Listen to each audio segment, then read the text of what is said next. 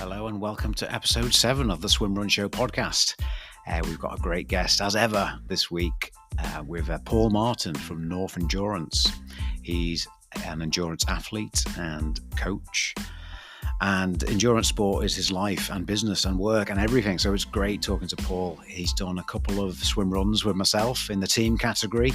One was a cold experience and one was warmer, a lot warmer. So yeah, we focused quite a bit on wetsuits and getting started from a kind of triathlon background perhaps, but not necessarily. Could be from a running background or just from scratch. And we discuss wetsuits and quite a few other things too. It's great talking to Paul because he's on the ball with, you know, all the kind of things you need to be on the ball with, from nutrition to mentality to training, and you know, he's a great athlete too. Just a couple of his stats. I hadn't realised how good a runner he was. Really, his PB in the marathon 2:39, half marathon PB 1:15.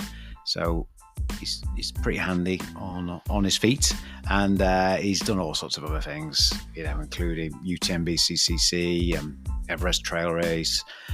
There's a few Ironmans in there, of course. So yeah. He's a good guy, and he loves swimrun now, although he did mention the B word and the C word quite early on in the podcast. The B word being bikes, of course, and the C word being cycling. But don't worry, he moved on and we talked mostly swimrun. So let's crack on. Paul Martin from North Endurance.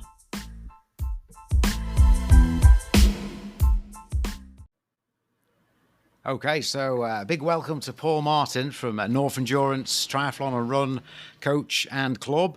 How are you doing, Paul?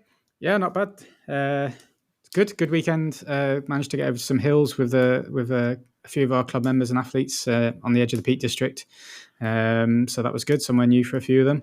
And then, yeah, we've got a training camp next week in Gran Canaria. So we've got a group going out with a couple of coaches, lots of cycling and hopefully some warmer weather. Lovely. Nice bit of swimming. Is there a 50-meter pool there, or is it? Oh, we've got a 25-meter pool booked, and some lanes to do a coach session. But where we actually stay has probably got the hotel pool. It's got a stretch in it where you can swim about. I think it's about 50, maybe. Oh. So maybe over. So we. Before breakfast, probably managed a few lengths in there, and I know for all the years we've been, I've never made it into the sea, and somebody's already mentioned about getting in the sea this year, so maybe we'll head down to the beach as well at some point. Oh, brilliant! I can feel a bit of a swim run coming on there. Yeah, maybe. Good stuff. So yeah, Paul's done a lot of triathlon, Ironman, trail running, ultras, and a couple of swim runs. And he's been my race partner a couple of times, and he's experienced two ends of the spectrum in terms of heat. So he's great. He's a great guest to have on for lots of reasons, but in particular, we want to talk a little bit about wetsuits for swim run and dealing with the hot and the cold. Before we do that, what's your next race, Paul, this year? A few running events coming up. So I've got Liverpool Half Marathon in a few weeks, and then on to the Yorkshire Free Peaks sort of fell race, which is a marathon distance, and then an ultra, and then hopefully a bit of, well, in theory, an Ironman challenger off Ironman distance, race challenger off in July. Right. So that's the plan at the moment. Okay, and I've got a couple. Oh, and there might be a swim run in there too in Liverpool. Oh, yes. About that one. Should probably give that one a mention, shouldn't we?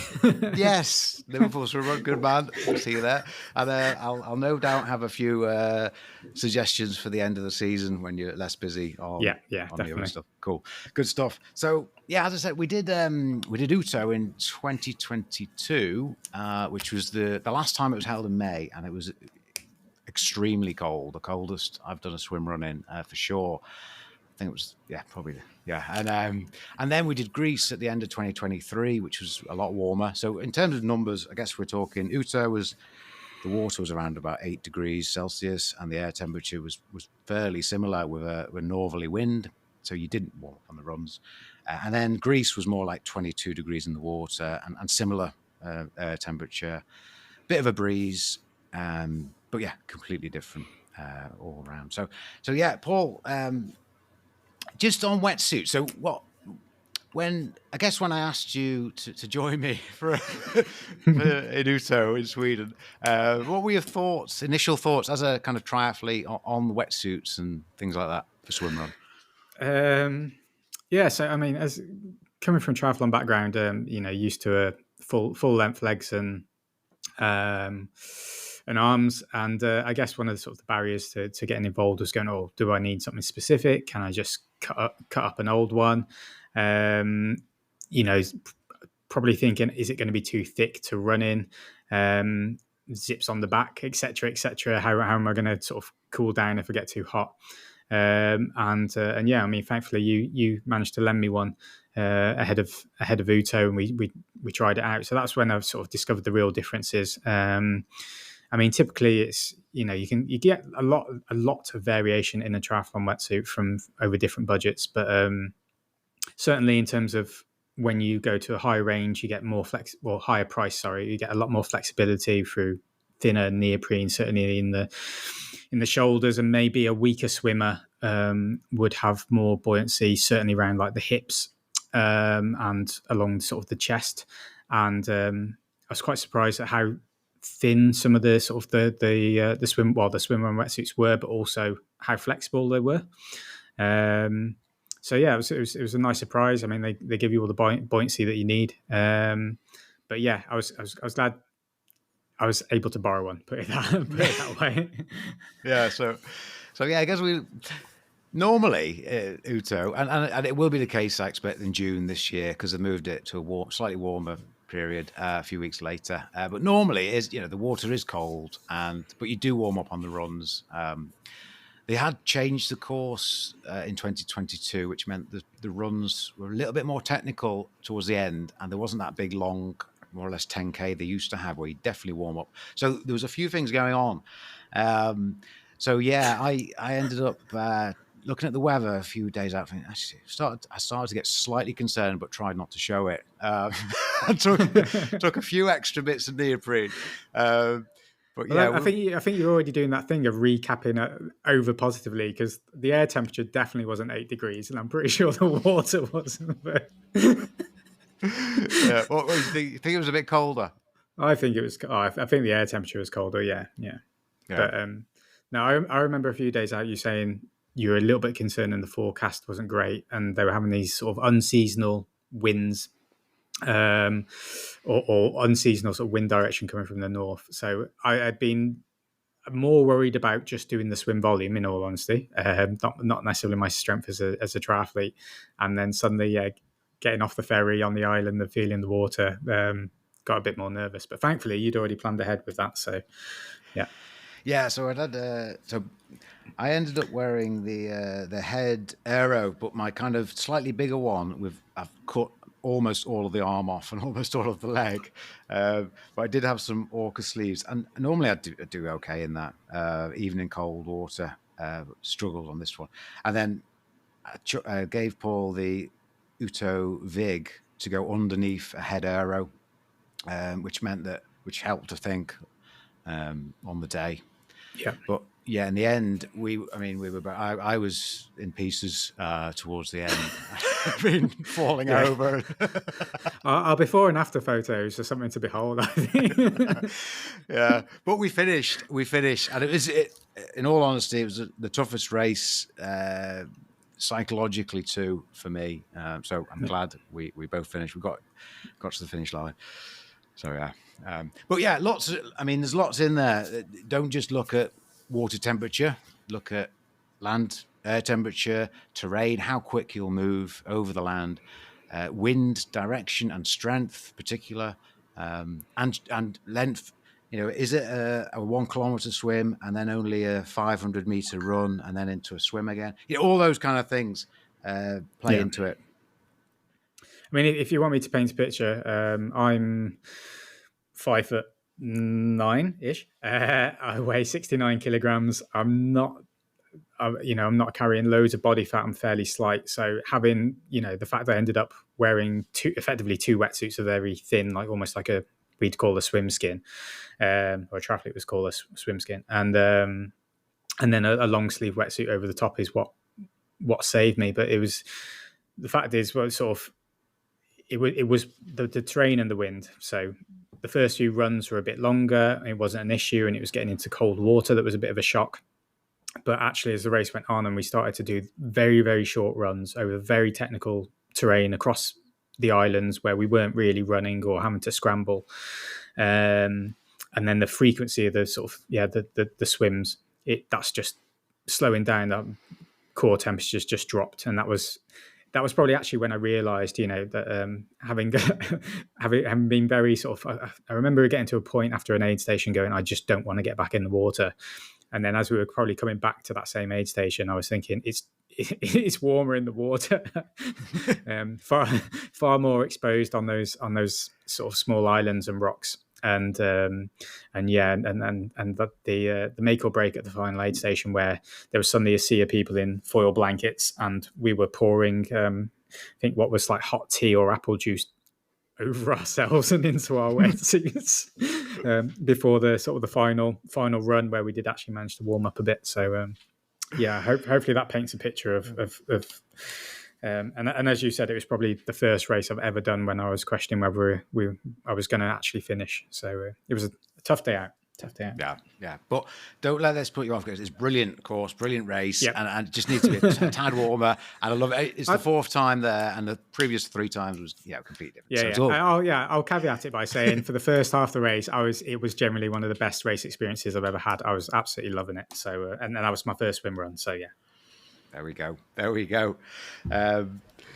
And also, I probably should add, because we never have mountain rescue or the RNLI listening in. If you are cold, don't put a foil blanket on necessarily, because it won't really change much. I suppose it's a windbreak. But you definitely want that insulation at some point and getting inside. But yeah, it was a difficult one for the race organisers, I guess, because you couldn't move. People were dropping out like flies. And you couldn't really get them to a warm place quickly necessarily. So tough day for the team there, but everyone got through it, and that was great. The next time I asked Paul was in Hydra, which is a brilliant place to go at the end of the season, November, and we raced there. And what wetsuits we had? I think I wore the Vig, and you had the Arc Uto. Yeah. So. And how was that in contrast? Amazing, in all honesty. So I think I did a practice with you again or through the summer, and I tried on the head again, and putting on the Arc for the first time, it's amazing. The quality, the seams, the flexibility for running, and like really, really, really good. Even small things, pockets, etc. So I was really, really impressed with that. Almost got one myself afterwards. But it was good. A discount code for that. Yeah. but again, the race was just completely opposite. So I think air temperature was maybe towards 20s. It was breezy on the day. That again, the organizer had to make the decision to not use the north of the island and adjust the course because of the conditions at the sea. But it was fine. Obviously, end of year, and I don't know what the water temperature actually was, but absolutely fine getting into the water. But it was hot, so you've got a swim cap on. I think the first run was quite long. It was intense. We were at the front. It was far more runnable, so we were pushing. And knowing that the course suited us, and the run stretches were quite long. Maybe were they about 5 kilometers each time, maybe, or a bit less. Something like that, yeah. Yeah, certainly from second swim to the first swim, and then there was a climb. So the climb was fairly exposed, but it was literally straight up a couple of 100 meters. So at that point, you are gonna heat up basically and cook a little bit. But again, it was easy to just sort of unzip and cool off a little bit. So yeah. Yeah, a different experience. So, on that note, UK season starting soon with Liverpool, and then down in the southeast, young mariners. Then quickly after that, there's on the south coast, down in Cornwall in the sea, where the sea temperature is probably, towards the cooler end of 14 degrees, maybe a smidge lower, but coolish, I guess. And then kicking on through all the way through summer. So as yourself, you've experienced the hot and the cold end of swim run. What would you be more concerned about, overheating or overcooling, if that's a word? I personally will always. I'd rather be too hot than too cold. I think if you're too hot, you can obviously hydrate. You can slow down. You can take off your swim cap. You can unzip your suit. Even pull it down if it's a long run. And the water temperature is always going to sort of cool you down anyway. Cold is a bit more difficult. Your body's trying to do something slightly complicated where it wants to move blood to your core, so therefore your heart rate wants to drop. Meanwhile, you're trying to swim quite hard, and your muscles are trying to get that blood to them to function. So that's when I think people do sort of get into or can get into difficulty. So yeah, I'd always rather be too warm, and I think that's certainly something. Again, as an individual, even going in into different triathlon races, or just being conscious, when you're looking at races, what are the conditions likely to be like? What time of year is it? Is it sea? Is it a lake? Is it a deep lake? The difference between, I don't know, maybe a reservoir or a local lake, and then swimming in a lake in Wales or in the Lake District. The water temperature might be a couple of different degrees different again. So just having that awareness. But again, it's very individual. There's people who swim open water in skins all year round, whereas myself, I won't get in until it's 14 degrees. So yeah, it's a good point. It is very individual, and I mean, you're, as individuals, you hopefully make the right decisions based on your prior experience. But I know he's not always had prior experience of swim run necessarily. So yeah, it's a good point, Paul. With the I guess it's looking at the courses and the distances, because if you are going to be cool, it's probably going to be in the swim or at the end of a swim, the start of a run, usually. So yeah, just making those decisions. A lot of the wetsuits now have the sleeves you can remove. You can get different layers underneath. You can just get obviously things like rash vests, or you can get neoprene vests. Kangaroo tops with pockets. There's all sorts of stuff, and it's a case of just trying it, really. yeah. And then I'm probably the other end. I prefer to get more cool than more hot, but I guess that's just my own prior experience of my own individualism, I guess. So yeah, it's something to think about. But all the race organizers usually have great advice on their courses and their conditions on the day. So yeah. It's one of those, we've seen it, with athletes, and in the UK, you never know. You could be entering a race in July, and it could be over 30 degrees, or it could be 10. And sometimes we do get these sudden changes depending on wind direction and etc. And I think it's just being conscious. We've had years when we've had unseasonably cold winters, and then we've probably had, I don't know, this winter's been unseasonably mild, so I guess the water temperatures are going to be higher at the start of the season. But from a triathlon perspective, we've seen the season generally starts in open water at the end of April into May. That's when some of the more popular middle distance races are, and you sort of see people struggle through the first few weeks of open water swimming, and it's not necessarily productive, but it is also good to acclimatize. So you can adapt to these temperatures over a few sort of, a couple of weeks. If you get the frequency right, you will get used to it. So again, just having that responsibility to get into the water as well before a race, and not just turning up blind, going from pool swims straight into the sea, for instance, is probably wise. Yeah, absolutely. Yeah, that is a great point. I know there was a question on one of the groups about Engadin. Someone was worried about the water temperature in Engadin, and it does vary, depending on the preceding weather, obviously. But generally, the higher lake is a bit cooler, and the rest are fine. That's what I've found when I did it. But aside from all the kits, one suggestion that you've kind of touched on is, well, twofold. Get outside in cooler water if you can. I know if you live in kind of Texas, that might be difficult, but if you can, and then perhaps get a coach to make you swim faster, because if you can swim faster, you'll be out the water quicker.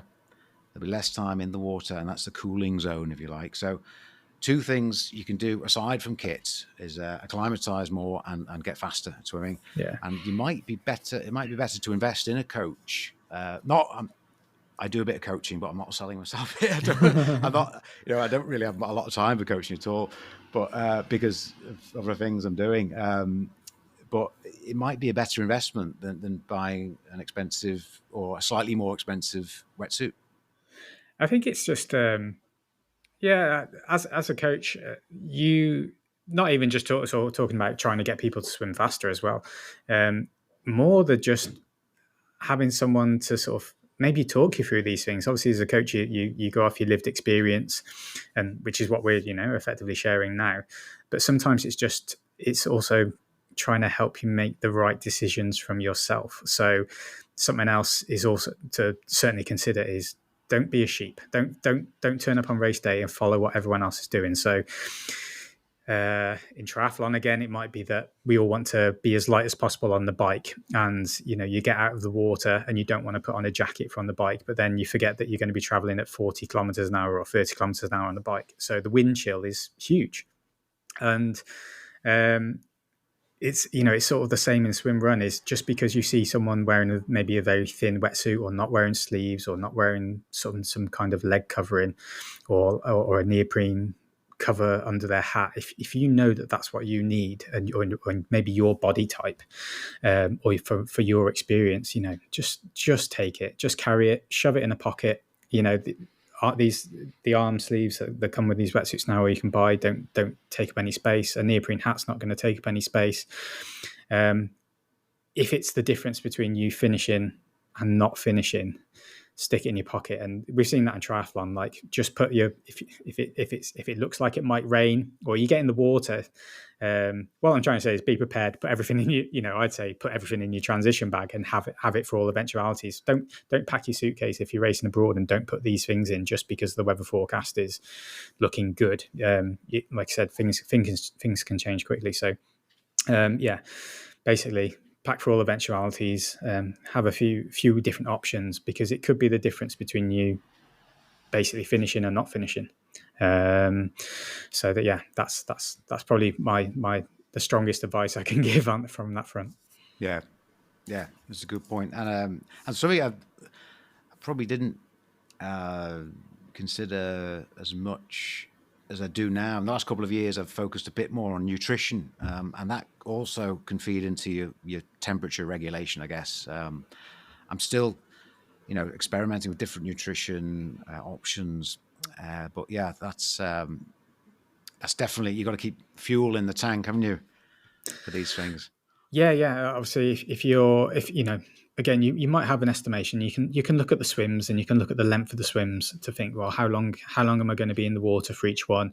And that's where, again, like, you turn up to a race in Hydra, it was quite choppy, and actually our pace was pretty poor because we're swimming into chop, and so that you're going to be in the water for longer. So your body temperature is going to drop slightly. Likewise, if you're then got very technical terrain, you're going to be moving slowly. But then just thinking about the overall length of the race, so you've got to fuel it. If you're starting to run out of fuel, you're going to slow down. If you're slowing down, your body temperature is going to drop again. So it's just all these little things sort of come into play. And typically, sort of the longer the event, that's when you are at risk of your body temperature sort of dropping over time. So in Uto again, we were 4 or 5 hours, was it the race, our finish time maybe? Yeah. So it was the final hour or two, wasn't it, when it was when we were slowing down, the course slowed down, and it's just these compounding factors that can have an effect. So yeah, if you're standing around at the start full of adrenaline, ready to go, you go out the blocks, you do your first run and you're really fast and you're going, oh, I'm too hot. Well, the next moment you're going to slow down and your body temperature's gonna cool down quickly. So yeah, pacing and fueling to make sure you can sort of have a sustainable effort, I guess. Yeah. And just something I mentioned earlier offline about your introduction to swim run. Do you think you would have, because I asked Paul to race as a team, do you think you would have entered a swim run race as a solo? Probably not solo. So I mean, again, a very small amount of background. The last few years, just been, I've got a fair amount of experience. Been doing endurance sports for a long time now, and I'll always float between different things. So I've done my little bouts of trying to be the fastest I can be over different distances or disciplines. And now it's, I like getting outside, going to new places, different races, and obviously sort of, some of the experience I've had with you, where the race organisers have put on events that feel very sort of local and welcoming and have been mega. So it's I guess it is exposure to these things. So now I've done it, I'd certainly do more. However, at the time of asking, I don't think I would have seen something and gone, oh, that's necessarily, I'm going to put that in the diary, and not by myself. And it was your introduction that made that transition easier. And in terms of thinking, oh, I need to buy a wetsuit or I need to buy paddles. And I have paddles for swimming. I have a pool buoy, but it's not necessarily, I had a wetsuit, but it was not swim run specific. But now, we've sort of spoken about, I've gone out and bought my wetsuit now. It didn't cost a lot. There were some absolute bargains available. And it's, so I've bought a Zone 3 Versa. And again, I've tried it on, ready to use it this year, and it's a really good fit. It comes with sleeves, and then I've also sort of started looking, going, well, actually, yeah, I could buy a neoprene vest, and then I'm probably covered for both conditions, or I could buy some sort of calf guards. I mean, the one thing from that first experience, and even just doing some training sessions with you down at the docks, you suddenly realise that actually you don't need everything. If you want to give it a go in the height of summer, you might get away in just wearing a triathlon suit. You depended on the conditions again. You don't necessarily need a pool buoy. So I think we've used a pool buoy each time, but actually when I've practiced as well, depending on your shoes, they'll provide a bit of buoyancy, or you could opt for some neoprene calf guards. My pool buoy wasn't a sort of a huge swim run one, but again, that's enough for me. And I also didn't need, I haven't used paddles. I think I did in Hydra, but and I use my own ones, which again, I have from sort of training in the pool anyway. But in Uto, with the sort of the volume, I didn't use paddles. And I don't think actually for me, everyone will know themselves as an individual and how much swimming they've been doing and how conditioned they are. You don't want to turn up to a race and suddenly do 4 kilometers of swimming or 3 kilometers of swimming with paddles if you've never used them, because your shoulders are going to explode and you'd end up being slower. But no, so for the first one, I haven't been doing lots of swimming. So I didn't use paddles, and then in Hydra I did, and I trained a bit more. So I don't think now I've done it, I'd encourage anyone to give it a go, and just again, sort of highlight you don't need everything, and certainly with more sort of introductory races, like some of the ones you organise in Tallinn and obviously in the Swim Run Liverpool, where the swims are going to be very short. I think you can almost get away with just doing it in a pair of trainers and a tri-suit. So yeah, it's but there are some bargains out there as well, and good quality suits for under £100. If you just have to starting out.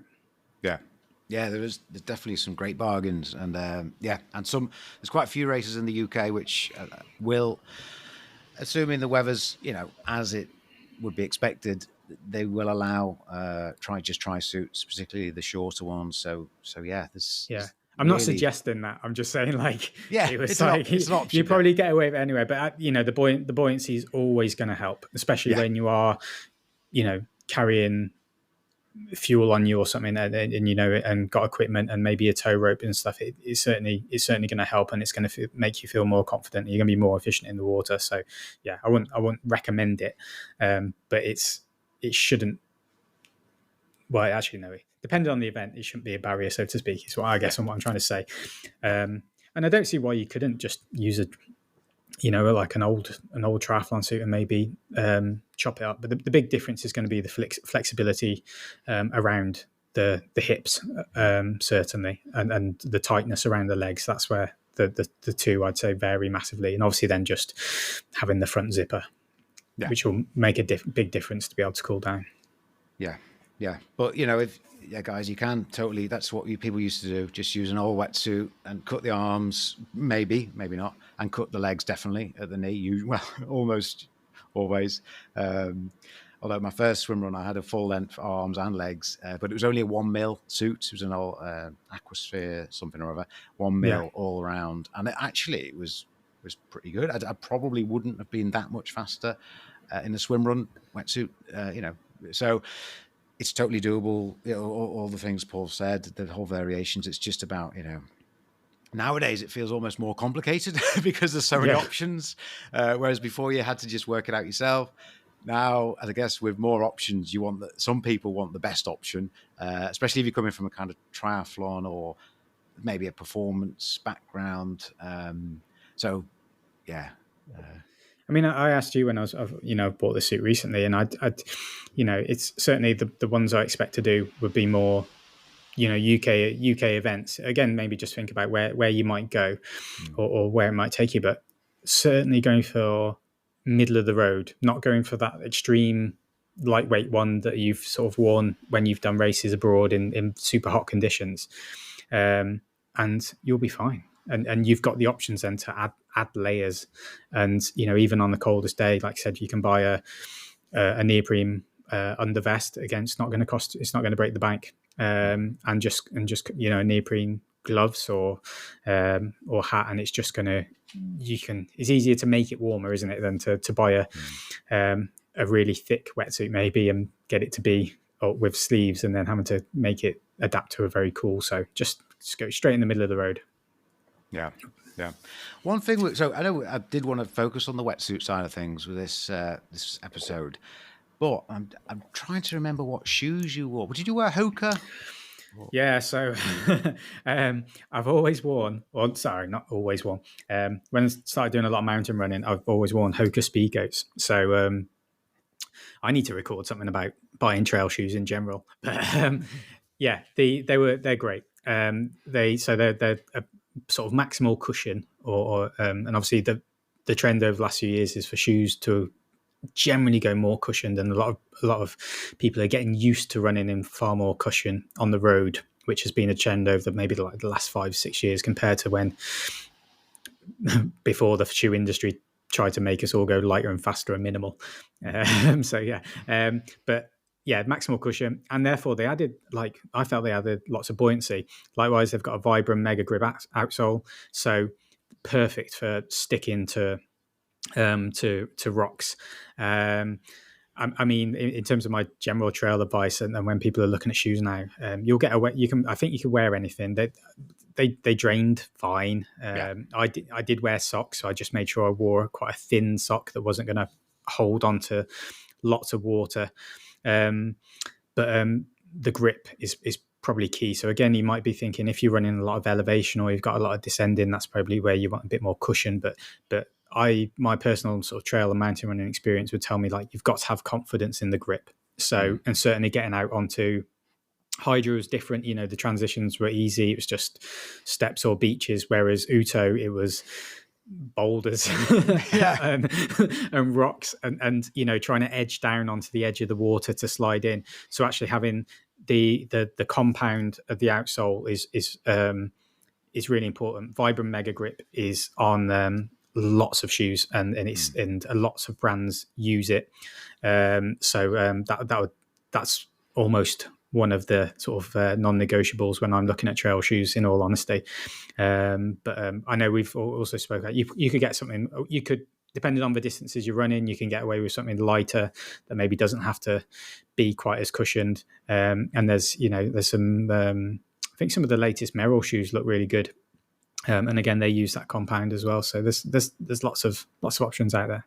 Yeah. And obviously VJ as well. Obviously they've got their sort of Scandi brand, and they've got some sort of very light shoes I think are meant to be almost designed for swim run in some cases, but they're notoriously sticky, and the sort of the compound on those. So again, probably depends where you're racing as well. Yeah. Those you see a few guys in those VJs. Yeah.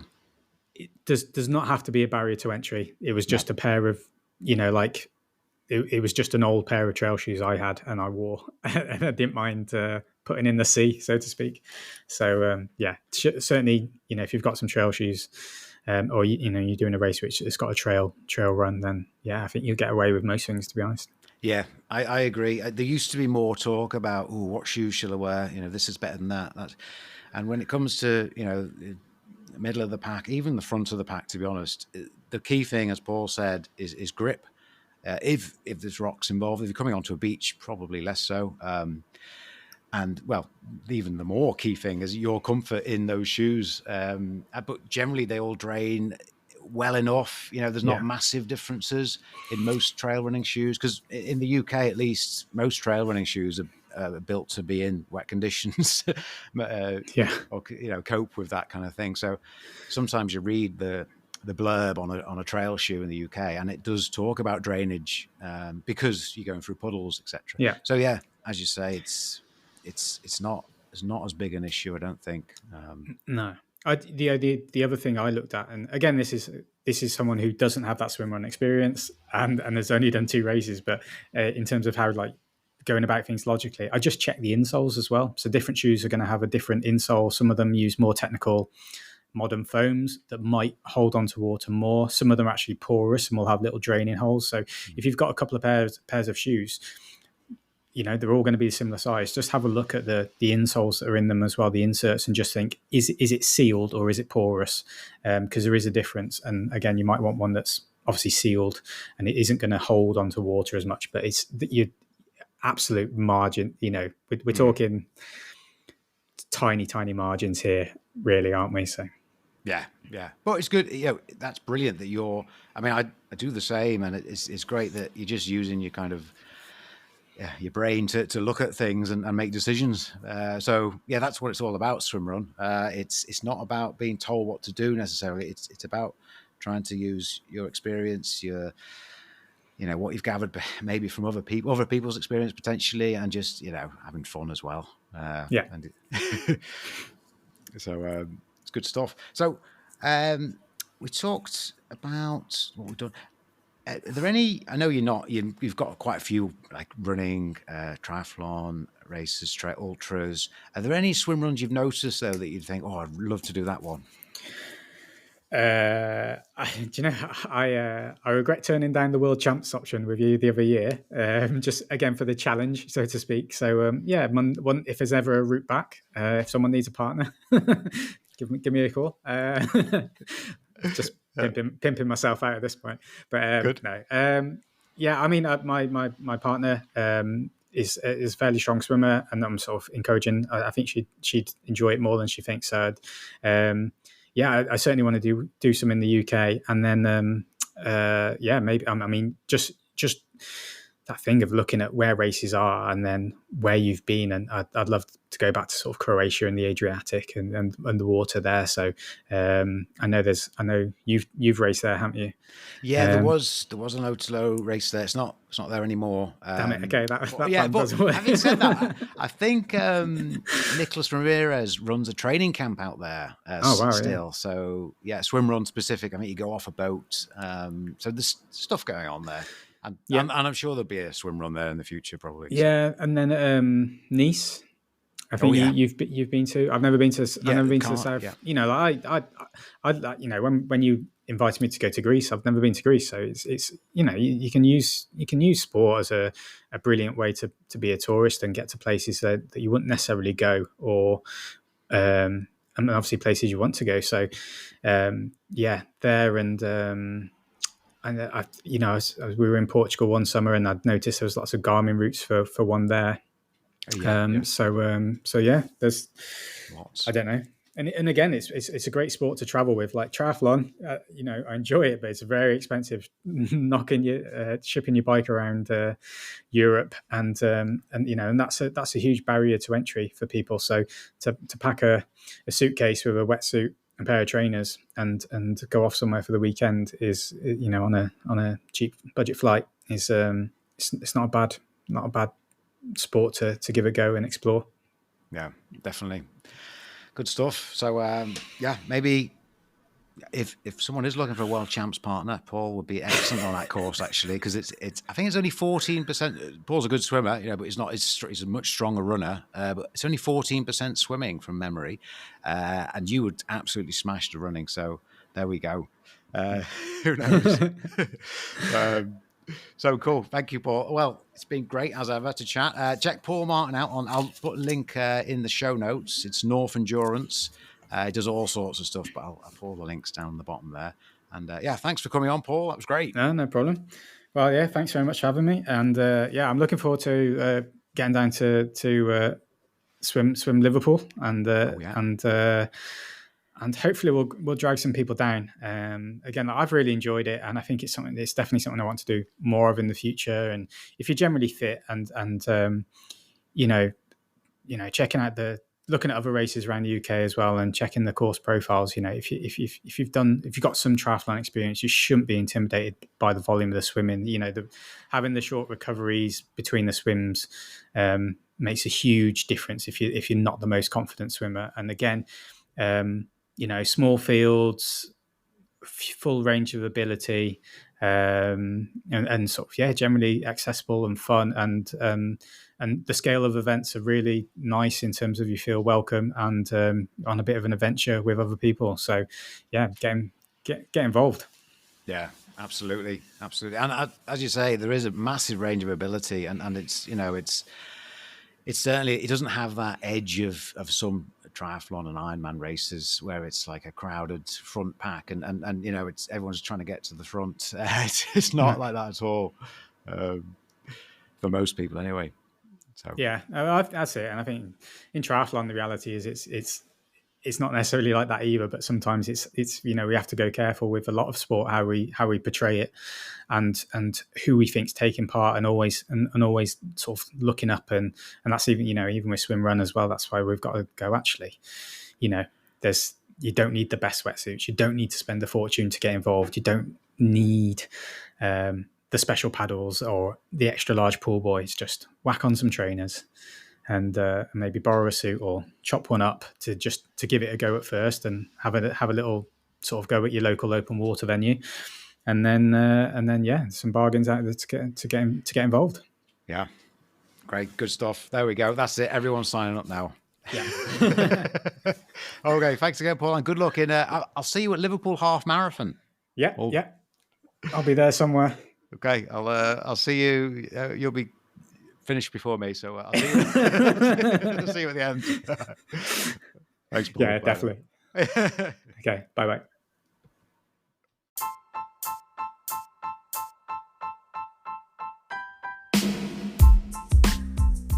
Okay, so that was Paul. Hope you enjoyed that chat. He's on northendurance.co.uk. I'll link in the show notes, of course. We didn't mention the sauna at Uto, which is quite near the finish line, near enough for us to make it there, which was a great way to warm up. We were in there half an hour and still felt absolutely fine in terms of we weren't getting hot, we were just back to normal. So I just wanted to touch on the foil blanket, which is sometimes used. You see them sometimes at marathons. The good things about them is they are windproof, waterproof, they trap heat in, but if you're really cold, you're not trapping much heat it's not. You're not going to get warmer necessarily.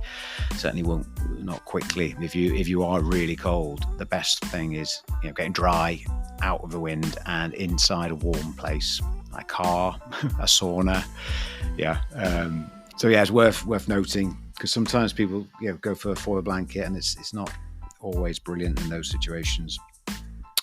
Other than that, guys, things are warming up a little bit. The days are getting longer. The training is happening, kind of. We've added a swim run workshop in Liverpool. So we've had one in Wales. I think we've got 2 places left on the Wales one, 27th of May. That's a full day. It covers everything, including team tactics and towing, and the whole shebang. It's a full day in 2 different venues, in Abu Dhabi and Tallyclin. So you've got coastal and lake. We've also had a lot of people asking about one for Liverpool, so we've put one on there on the 11th of May, which will be a condensed solo specific workshop. We'll cover all you need to know for a less than a 20 kilometer swim run solo, and cover other distances too, and relevant to teams as well, of course, but it's more focused on solo swim running. So yeah, check it out. It's on the weswimrun.org, of course. And yeah, hopefully see everybody soon at a race or a workshop, or just keep listening and have a good March. March is upon us almost.